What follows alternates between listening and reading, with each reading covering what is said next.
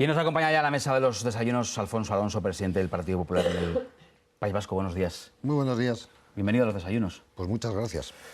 La banda terrorista ETA anuncia su disolución. ¿Y a usted qué cuerpo se le queda? Bueno, yo creo que ha sido una vergüenza el final de ETA, como toda su trayectoria, ¿no? Y realmente ayer, pues yo y también, ¿no? Un sentimiento un poco agridulce, porque realmente toda nuestra vida esperamos el comunicado de disolución. No sabíamos que iba a ser de esta manera, y la verdad la manera en que se disuelve es absolutamente patética. Pero bueno, en todo caso, hoy es la constatación de que ETA fracasó, de que ha sido derrotada. Es una organización que vive fuera de la realidad. Anuncia que desmantela unas estructuras que han sido desmanteladas ya por la Guardia Civil y que no va a hacer política, pero luego dice que sí. En fin, de todo está lleno de contradicciones, mentiras, de intento de justificación de su pasado y de exculpación de sus crímenes, de blanqueo del pasado y, lo que es más preocupante, también de blanqueo de cara al futuro y, por tanto, escribir un relato, una memoria distinta. Pero vamos a concluir que ETA desaparece porque la hemos derrotado y porque la derrotó la resistencia cívica, la voluntad del Estado, el cumplimiento de la ley, tanta gente buena que luchó, las fuerzas y cuerpos de seguridad, periodistas, jueces, en fin, de toda esta es la gente protagonista de que hayamos llegado a este punto. En cualquier caso, el gran titular es que ETA anuncia su disolución. ¿Y esperaban que ese anuncio fuera distinto? ¿Realmente esperaban otra cosa? ¿Esperaban el reconocimiento de todo el daño causado a todas las víctimas y no solamente a una parte, como reconocieron en el Yo sinceramente anterior? no, porque además esto responde a un pensamiento táctico por parte de la izquierda abertzale. Es decir, cuando pensamos en 60 años de terrorismo, la pregunta que surge es ¿por qué duró tanto? Incluso pues el terrorismo fue un fenómeno de cierta extensión en Europa en los años 60, en los años 70. Este ha sido el que más ha durado, el último, en Europa Occidental prácticamente. Y duró tanto tiempo porque tuvo una importante base social, ¿no? Tuvo apoyo social y tuvo apoyo político. Y sigue teniendo apoyo social y apoyo político. Y esa base social, alimentada por el odio, es la que dio ese soporte durante tantos años a ETA. Ahora toda la izquierda abertzale, que sigue sin condenar los crímenes de ETA, que hay que recordar, es que no han condenado los crímenes de ETA. Yo estoy sentado en un parlamento en el que mataron a varios parlamentarios, con unos parlamentarios que no han condenado el asesinato de sus compañeros y siguen sin hacerlo. Y que están, por tanto, en esa justificación, pues les parece un lastre ETA. Porque ETA realmente ya no existe operativamente, ¿no? Y es un lastre. Y yo creo que en las reflexiones vamos a quitarnos la marca ETA para poder seguir persiguiendo nuestros objetivos de otra manera. Esto es lo que han hecho, realmente. Pero toda esa base de apoyo social, que como digo tiene su esencia el odio, pues, y que comulga con esos objetivos, va a intentar seguir adelante el legado que les ordena seguir ETA. ETA dice, todos ustedes que han participado en esto, no solo los pistoleros, sino todos los que apoyaron, tienen que continuar la lucha por otros medios. Y les dice también cuál es el camino ahora mismo. El camino, y lo dice muy explícitamente en el comunicado, ¿no? Por eso tiene esa vocación de futuro. El camino es la acumulación de fuerzas, dicen, el pacto, el acuerdo entre diferentes.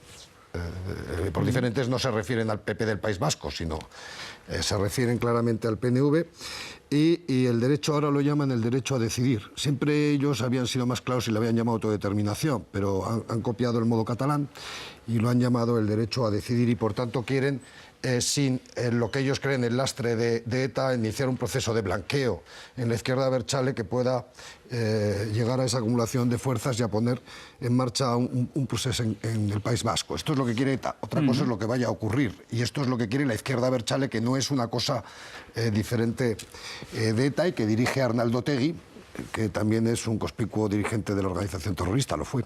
Ahora le quiero preguntar, precisamente, por esa frase que dijo Arnaldo Otegi precisamente en el Parlamento de Cataluña en el año 2016 sobre la envidia que le suscitaba el proceso al pueblo vasco. Pero antes quiero zanjar dos asuntos. Cuando hablamos del relato, de la batalla por el relato, hablamos de, por ejemplo, la sentencia que estamos a punto de conocer, hoy queda visto la sentencia, el juicio por el caso Alsasua, de eso que se habla, que se ve, fractura social, que todavía los asesinatos se han terminado, pero en la calle todavía hay por lo menos gente que piensa diferente. Incluso yo me atrevo a preguntarle, ¿sigue habiendo odio? Claro, hay bolsas de odio. Y una cosa es la reconstrucción moral del País Vasco, y el cierre de esa brecha moral, esos términos de convivencia. Convivencia al futuro no puede basarse en esa brecha y en ese odio. Y eso es muy importante. Y otra cosa es contar verdaderamente lo que ha sucedido, ¿no? Entonces, es un asunto muy complejo, pero realmente corremos el riesgo de que la gente joven pues se pueda recibir un relato absolutamente distorsionado en el que se explica la existencia de un conflicto con dos violencias que produjeron víctimas a las que igualan en el dolor, y que entonces no se le cuente exactamente qué es lo que fue ETA, qué significó, cuál es el profundo significado político de las víctimas, por qué los mataron y qué es lo que quería hacer de Euskadi. Y yo creo que eso hay que explicarlo. Y hay que explicarlo desde la mirada de las víctimas, porque las víctimas tuvieron dignidad. Y porque las víctimas jamás apelaron a la venganza, sino que confiaron en la ley. Y esa es la fortaleza moral sobre la que podemos construir una convivencia de futuro en el País Vasco, ¿no? Entonces, esta batalla es muy importante y tiene muchos riesgos. Pero como usted dice, efectivamente hay bolsas de odio que no se han borrado. Hay una base social militante que se ha alimentado así y que ha dado soporte a un proyecto de 60 años de limpieza ideológica en el País Vasco, de exterminar a todo aquel que pudiera estar en contra, es decir, de eliminar a sus adversarios políticos. Decenas de miles de personas se marcharon de Euskadi. Los que se marcharon de Euskadi no eran los que estaban dando soporte a ese proyecto, era otra gente, ya no están. Fíjese, mi partido político fue barrido en muchas comarcas del País Vasco, es imposible encontrar a nadie, ¿no? ETA quiere que ha preparado el terreno. Realmente 60 años después ellos piensan, a pesar de su fracaso y de su derrota, que prepararon un terreno de limpieza ideológica y de preparación de Euskadi para otra fase de su ambición política. Y ya sé que queda raro hablar de política con ETA, pero es que es una organización terrorista con objetivos políticos. Y si mataba a la gente, los mataba y los asesinaba porque eran un estorbo para un delirio que es construir una Euskal Herria independiente de corte socialista, un Estado totalitario que ellos pudieran dominar. Bueno, en el terreno de las cosas concretas, porque si abro la mesa para que todos puedan formular sus preguntas, pero claro, cabe preguntarse si estos días son los mejores días para poner sobre la mesa la negociación sobre la política penitenciaria. Iñigo Urkullu, en una entrevista publicada ayer, lo hizo. No hay ninguna negociación, ni puede haber. Esa palabra tiene que ser desterrada. No hay, aparte que con quién hay que negociar. No hay nada que negociar. ¿Pero entonces mentía en esa entrevista el Lehendakari? Bueno, el Lehendakari, por lo visto, se erigió de portavoz de Rajoy, pero dijo una frase francamente ambigua, ¿no? Que no significa absolutamente nada. Pero esto se puede interpretar como sea, pero yo creo que tiene que tener usted confianza y todo el mundo en que no va a haber absolutamente ningún precio, que no hay ningún motivo ni razón para cambiar la política penitenciaria ahora mismo, que la suerte de los presos depende fundamentalmente de sí mismos, que hasta ahora han sido reos de la obediencia a la estrategia de una organización terrorista que es ETA, que a fecha de hoy no sabemos... ETA, que dice que se disuelve en la calle, no sabemos si se disuelve en las cárceles o va a seguir intentando de alguna manera mantener una jerarquía y tener en obediencia a sus presos. Y que, bueno, el camino es que los presos sientan un proceso de arrepentimiento, que entiendo que es difícil, que colaboren con la justicia y a partir de ahí, pues, en fin... Yo creo que debemos apoyarles para que inicien un camino hacia su reinserción desde el cumplimiento de sus condenas. Esa es la manera sensata, en mi opinión, de actuar, pero siempre en un tratamiento individualizado, no obteniendo un premio por pertenecer o haber pertenecido a una organización terrorista. Eso es absolutamente inadmisible y un Estado democrático avanzado no puede hacer eso y España no lo va a hacer. Acto en Cambó hoy, ¿es marketing? Bueno, ahora quieren camuflar el asunto de la derrota suya como un empate. Pero sobre todo lo que se inicia es un gran proceso de blanqueamiento de la izquierda abertzale, para que les digamos, cuando nosotros discutamos con ellos, por ejemplo, en el Pleno del Parlamento Vasco, nos dirán, pero ya no existe ETA, no me hable usted de eso porque ya nosotros no podemos estar al servicio vinculados a ETA porque ya no existe. Y ese es su proceso de blanqueamiento para que puedan ser homologado como una fuerza que puede plantearse otros objetivos. Sobre la batalla del rato, resuelve una duda, es un debate que hemos tenido hoy en la redacción y yo se lo traslado a usted. La banda terrorista ETA desaparece. En el caso de que así sea y desaparezca y que no quede nada de la estructura de la banda terrorista ETA, ¿los terroristas son exterroristas? ¿Dejan de ser terroristas? Un terrorista es un terrorista, ¿no? Y un asesino es un asesino. Entonces yo creo que eso no cambia nada. El que es reo de terrorismo es un reo de terrorismo. Es decir, Josu Ternera, que es un criminal y una persona, por cierto, sin ninguna altura moral, ni intelectual, ni de ningún tipo, y que salió ayer a hacer este comunicado vomitivo. Josu Ternera ahora está siendo procesado por un delito ¿Enaltecimiento del terrorismo? No, perdón, es que se me ha ido ahora de la cabeza. Un delito de lesa humanidad. De lesa humanidad. Que es en la Audiencia Nacional. Este hombre pues ha recordado estos días, claro, como es natural, se recordó ayer, fue el que ordenó asesinar en la casa cuartel de Zaragoza 11 personas, 5 niñas, entre ellas, ¿no?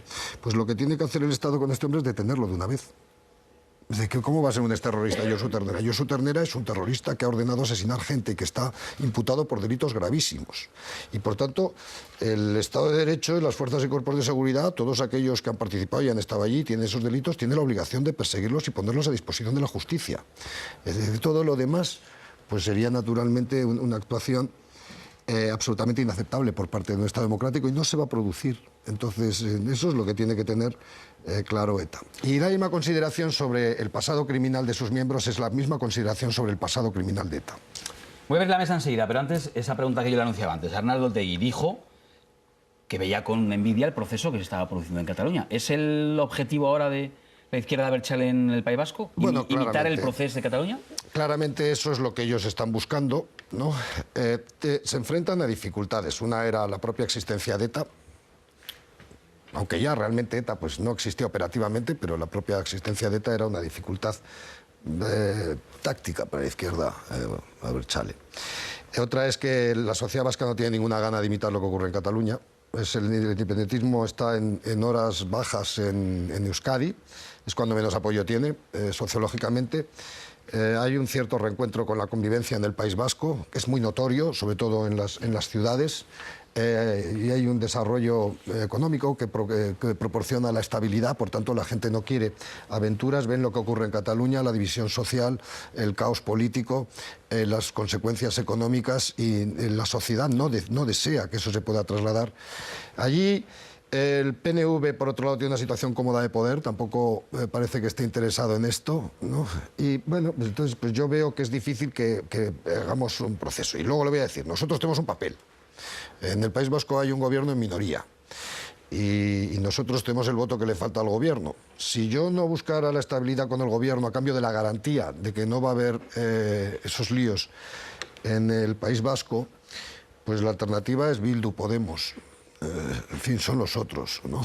Entonces, bueno, pues yo creo que mientras podamos mantener una estabilidad y una voluntad de acuerdo, pues yo creo que eso es bueno para el conjunto de la sociedad, es lo que estamos intentando hacer. Y yo entiendo a veces es difícil, porque el PNV en el gobierno, Urkullu, dice no podemos ir a Cambó por razones políticas y éticas. Y eso a mí me satisface esa declaración. Pues podría haber dicho no vamos porque por razones institucionales, pero fue más allá, dijo por razones políticas y por razones éticas que no podemos compartir.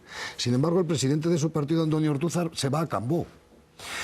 Y daba uno la impresión de que entonces ahí parece que pesan más las razones políticas que las razones éticas. Entonces el PNV se mueve siempre en dos variables. Por un lado, tratar de ser la referencia institucional y buscar una estabilidad.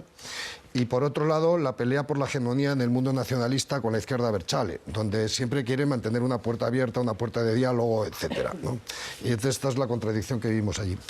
Abrimos la mesa. Todos quieren formular preguntas y os recuerdo que pues ya estamos regular de tiempo. Os pido máxima brevedad también en la respuesta. Esther, ¿por ti empiezo? Pues yo le pregunto por el hoy en Euskadi. ¿Cómo se vive hoy? Un amigo que ayer, sin ir más lejos, decía es que no tienen nada que hacer y hace tiempo que no tienen nada que hacer porque hoy se vive mucho mejor. Hoy se puede vivir y se puede respirar en el País Vasco. No obstante, hablo con otras personas que dicen todavía no, todavía no, falta mucho. ¿Cuál es su diagnóstico? Hombre, la vida mejora muchísimo. Sí, casi siempre estuvimos peor, ¿no? Eso es la verdad. Y la gente tiene ganas de tener una convivencia sobre bases éticas. Pero hay otro País Vasco. Lo hemos visto en Navarra y el País Vasco de esa gente en Alsasua. Eso sigue existiendo y por tanto ese odio y esos rescoldos de odio no se han apagado, ¿no? Ahora, sin un relato veraz no se apagarán esos rescoldos de odio. Porque seguirá habiendo una justificación histórica de ETA, ¿no? Y por eso es tan importante de cara al futuro. Alberto. ¿Qué tal? Buenos días. A mí me ha quedado claro que usted defiende que no hay ley de punto final ni nada que se le parezca y creo que se sentirá arropado por el resto de formaciones políticas. No creo que haya nadie que vaya a pedirlo. Pero simplemente para dejar un poco las cosas claras, como ha hablado de contradicciones en partidos, hemos hablado antes de las declaraciones de Jaime Mayor Oreja, que fue un dirigente muy relevante tanto en el gobierno central como en el Partido Popular Vasco, que ha dicho exactamente que ETA es ahora un proyecto político más fuerte que antes. Me gustaría que evaluara ese concepto. No, yo creo que están más débiles y que lo que está ocurriendo es muestra de debilidad, pero es evidente que ETA asesinó porque quería imponer un proyecto político, que era de corte totalitario, y que todo el mundo que le apoya no ha renunciado, eso es lo que estoy tratando de explicar, sino que intentan desembarazarse de ETA para poder seguirlo adelante por otros medios, y eso está clarísimo que nuestro... A ver, hay una cosa que hay que explicar muy claramente. Nosotros, que cuando entramos en política en los años 80, en los años 90, en fin, nosotros hicimos política en el País Vasco a pesar de que ETA nos amenazara, nos asesinara, ¿no?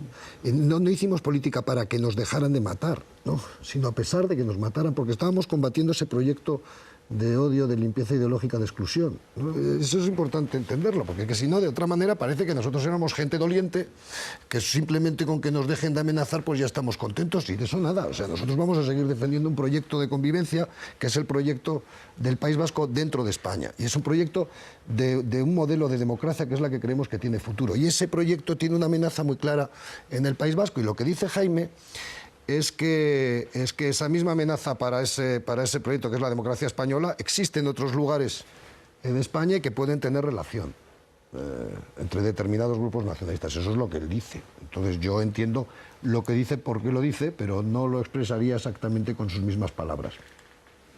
Por este lado de la mesa, Ignacio Camacho, adelante. Sí, señor Alonso, pero en relación a esta especie de, digamos, proceso vasco que, en ciernes, ¿no?, de la reconversión política del proyecto de ETA, el gobierno y el Partido Popular, que del País Vasco tiene una presencia, digamos, exigua, ¿qué estrategia tiene? ¿Cuál es la estrategia? ¿Subarrendar al PNV el combate contra el nacionalismo radical? Porque permítame que le diga una cosa, los precedentes de Cataluña no son alentadores en ese sentido. Bueno, yo creo, primero quiero decir que el Partido Popular en el País Vasco tiene una presencia determinante. De 11 diputados. ¿Qué más quisiera? Yo tengo 9. 9, perdón. Pero determinante. Es una posición determinante. Exactamente es el que inclina la balanza y el que hemos venido negociando.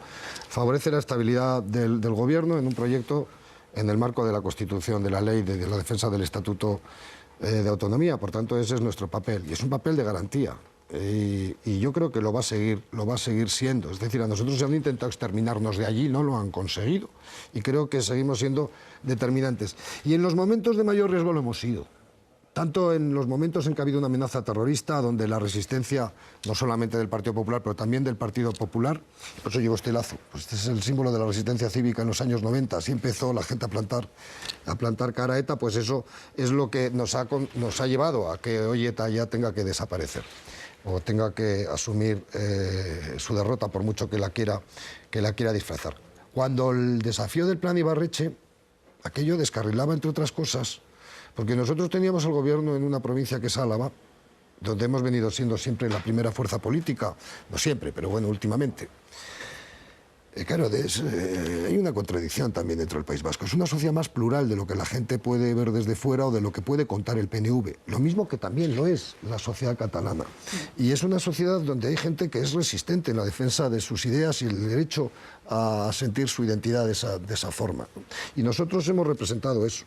Y hemos bloqueado esos proyectos políticos y lo vamos a seguir haciendo en el futuro. Pues porque tenemos raíces, porque tenemos historia y porque tenemos discurso. Y yo en ese sentido creo que en fin, o espero, por lo menos, creo que podemos ser útiles para que no vaya a ocurrir en el País Vasco lo que está ocurriendo en Cataluña. Y que hay razones para pensar que eso no va a ser así en el futuro. Yo quería saber el papel que me analizara, si puede, el papel de Rajoy como presidente del gobierno frente a lo que fue antes como líder de la oposición en la última etapa del gobierno socialista, cuando ya se estaba enfocando el proceso hacia la paz y el proceso de cese de la violencia de ETA. En aquel momento Rajoy escuchó lo que le decía el presidente del gobierno de entonces, pero tuvo una posición muy crítica frente a lo que el PSOE de los años de la etapa de Aznar tuvo. Y es decir, que cuando hubo en esa etapa de gobiernos, entre los que estaba como ministro del Interior Jaime Mayor Oreja, hubo también beneficios penitenciarios y hubo algún acercamiento de presos, el PSOE respaldó esa política frente a un Mariano Rajoy que también formó parte de aquellos gobiernos y que luego, como líder de la oposición, fue implacable, sobre todo años 2005, 2006, con el presidente del gobierno de entonces, que fue José Luis Rodríguez Zapatero. ¿Cómo analiza usted esos papeles de Rajoy como miembro de un gobierno que también tuvo ciertos beneficios con ETA, como líder de la oposición con un gobierno que al final terminó con la banda terrorista y ahora como presidente del gobierno en esta etapa de disolución de la banda terrorista? Oye, ayer estuve hablando con los socialistas y yo creo que nos sentimos muy cerca, mucho más de lo que la gente puede ver, porque puede haber discrepancias y hubo ahí momentos de tensión, evidentemente, en la época de la que usted habla. Hoy, en el día del final, nosotros estuvimos juntos, eso es lo decisivo. Estuvimos juntos en un pacto político que fue también el que terminó derrotando a ETA, que fue el pacto contra el terrorismo y por las libertades. Y dentro de eso, pues hubo dudas, también hubo a veces escasa transparencia por parte del gobierno, pero creo que en definitiva hemos actuado juntos. Lo siento así, además quiero poner en valor eso hoy. Y yo no quiero reprochar nada al Partido Socialista. Yo no siempre he compartido las cosas que han dicho, ni las posiciones que han tenido, ni las que tienen muchas veces. Ahora tenemos discrepancias, y discrepancias de fondo, pero yo no quiero hoy decir voy a criticar al Partido Socialista, porque llorábamos los muertos juntos, éramos los que tenían que ser exterminados allí por la acción de ETA después del pacto de Estella y por tanto de verdad no es el día que para decir los demócratas no siempre hemos estado unidos, hemos tenido discrepancias naturalmente porque la democracia es discrepar, pero nuestro objetivo siempre ha sido compartido sinceramente y creo que Rajoy también ha tenido siempre esa altura de miras. Tenemos que ir concluyendo, pero en esa batalla por el relato, a ver, todos los que estamos en esta mesa hemos, desde el punto de vista periodístico, compartido jornadas de trabajo, hemos tenido que contar, cubrir atentados, ni que decir tiene nuestro invitado esta mañana. Quiero compartir esta foto que antes os enseñaba del diario La Razón, en la que están las fotos de las 858 víctimas de ETA que, como dice este titular, el titular de La Razón, que ETA desprecia, estas 858 víctimas que ETA desprecia. Y quiero dedicar estos últimos segundos de la entrevista a darle la oportunidad a nuestro invitado de que nos cuente la historia, el momento que tiene especialmente grabado en estos 60 años de los años de plomo. Yo hoy escribía una cosa, hablando de mi niñez. Cuando yo tenía 12 años mataron al portero del colegio donde estudiaban los marianistas, lo mató ETA. Lo mataron porque pensaban que era el guardia civil retirado, lo mataron, dijeron por error, pero lo mataron. Salimos en manifestación. Esto fue antes de las vacaciones de Navidad, en el año 79. A la vuelta de vacaciones, el 10 de enero del 80, yo iba también al colegio y oímos unos disparos, nos tiramos al suelo y mataron allá al lado a Chuchi Velasco, comandante de caballería, delante de sus hijas. Eso a mí me impresionó mucho, esa es nuestra vivencia también en la infancia. En un colegio, en una clase donde, mire, yo era compañero de pupitre de un chico que se llamaba Baitua. Su padre fue secuestrado por Arnaldo Otegi.